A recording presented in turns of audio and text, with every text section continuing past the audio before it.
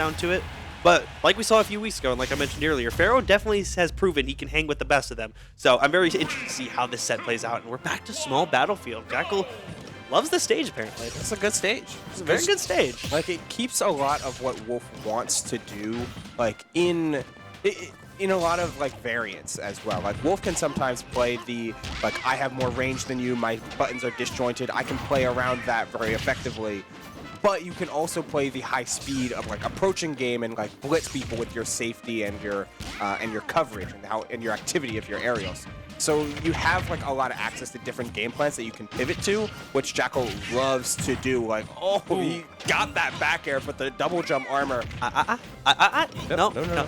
I've subtracted approximately 95% of your knockback, and now I will proceed to float back down the stage flawlessly.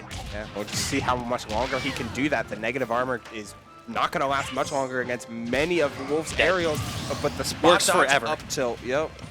And at the end of the day, Wolf, out of having all of the strength, is actually fault to his own self because, like, he is a spacey at the end of the day, which means he holds spacey properties. And this is where Yoshi loves to thrive because if he gets any one single hit against Wolf, 1, 2, 3, 4, maybe even to follow, and these each are all haymakers, so a lot of damage tends to come out when you get your hands on Wolf. But like you said earlier, Wolf has the mobility, Wolf has the range, Wolf has the burst options. He can do this pretty effectively and not get touched if the stars align. But 102% already, those stars are lined right up for Jakal, I'll say. Yeah, be able to pivot into so many up airs, looking for another dash attack there. Jakal's been on a dash attack fiend here this evening. We've been seeing using a lot for to finish off tech chases, looking for a lot of the utility that comes with that burst range in a lot of different regard here, Yellow. Interesting Wolf Flash though. Yeah, that like snapped me back to reality. I'm like watching them play and just like, why did he side me there? What was that for? But what if he jumped? It would have been crazy. What if? What if? At the end of the day, he didn't get punished, so I can't really fault him for it. But now Pharaoh's just trying to stay alive. The pivot grab is not going to put him in a good position to throw him back off stage with a lot of knockback, but putting him back in the corner pretty effectively. And now this is where Pharaoh has to make his money, but jumping out of disadvantage is Jakal, finding the dash attack. Pharaoh definitely wanted to swing for broke there because of the deficit that he had, and he ended up giving back center stage for it. Now you're in a pretty deep hole right now that Jakal is not going to easily let you out. And trying to find some of these falling forward airs, break down that double jump armor as much as possible. The nair out of shield from Pharaoh, though, it's so hard to like hold a lead against Yoshi sometimes because his ability to make sudden stops. No way, right? Ooh. So Yoshi's ability to make sudden stocks is like kind of crazy with things like Egg Fair. But I think I think what we just saw speaks for itself. Yeah, I think Wolf has got some I think the viewers at home can discern what had happened. Yeah, Wolf can do that just as good and be just as flawless with it in Bear, right? It's been making bank. You know, I always find it so funny, right? How we went FD, didn't we? What? This is Pharaoh's counter pick, by the way. I saw it in the character listing, and it passed through my mind. I'm like, huh, that was FD. Wait, that was FD. Huh.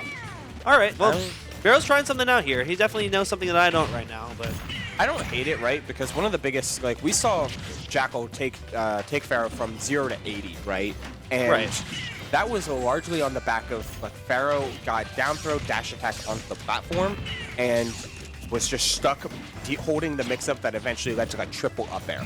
So I'm no more platforms, no more of this. You're coming at me from one angle, from one trajectory. Yeah, Pharaoh wasn't getting the strings as much as Jakal was, so taking that away inherently makes sense. But I think that's kind of a pigeonhole to what's actually going to happen, to where now Jakal can control the entirety of the ground space at his leisure.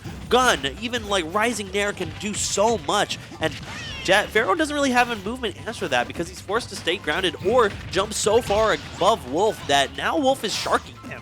So this is going to be definitely very scary. Definitely going to take some molding for Pharaoh to make this work in his favor. But already at 95%, these characters are both at kill percent. So I don't know. Pharaoh is definitely proving my suspicion's wrong. Let's say that.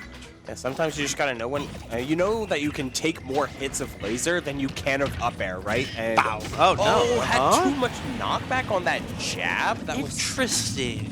That was really bizarre. Normally that's such a true jab lock. I'm wondering if it was that looked like a PS2 happened. Yeah, right. A little awkwardness. That's plot armor. Let's just chalk it up to plot armor. GG's. Yeah, Jakal is the protagonist of New Jersey Smash. To be quite honest. We'll see if Pharaoh's able to kind of put a footnote in that look story, at though. Look at these rising, retreating nairs from Jakal. How does Pharaoh like logistically approach that without sending a full hop fair at him? Yeah, you gotta. I mean, gotta that's eat that.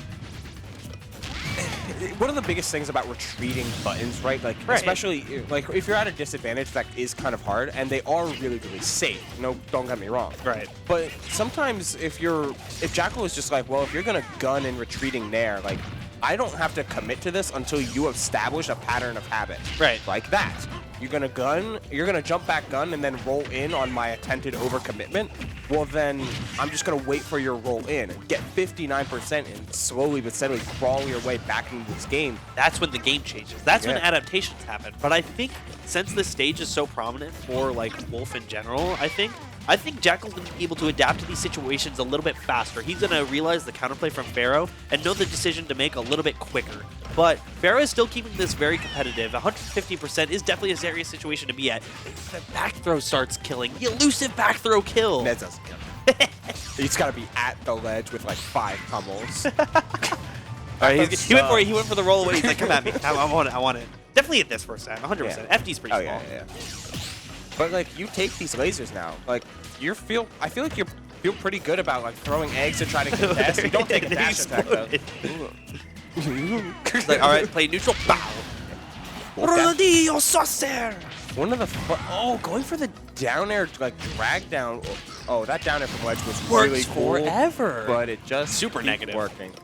It was cheeky though. I liked it. Yeah. It made me go, ooh, okay. It was like, he's moving. I mean, he got killed for it, but I'll props to that.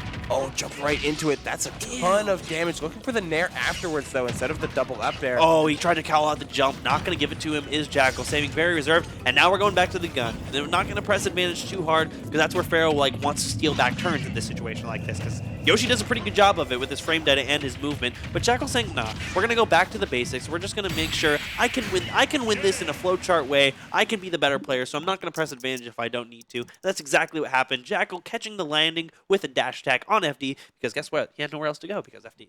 Yeah, I mean, that's like literally your counter pick biting you in the butt there. Not only from the sense of, like, without these platforms, you have landing mix-ups, but you don't have a ton of landing mix-ups except for that air dodge. But the fact that Jakal was finding so many more grabs at the end of that game, just like 2 or 3 times in a row. Wolf Fair, he needs it. He needs it. Fair Bear killed at like 70 after the hit. He needs it. They took the knockback out of back throw and put it onto that move right there. Yeah, you know. It's a good move. Good confirm. Wolf's a good character. Balanced character. I think Wolf is one of the better balanced characters in this game, especially after where he's been on the tier list, especially after those initial down smash release. Yeah, that was pretty alright. That was gross. I find it so interesting though that like Wolf, as we see Jakal is going to play against Leon in losers finals. This will be a best of 5. Wolf is one of the characters that on the official Smash Ultimate tier list, right?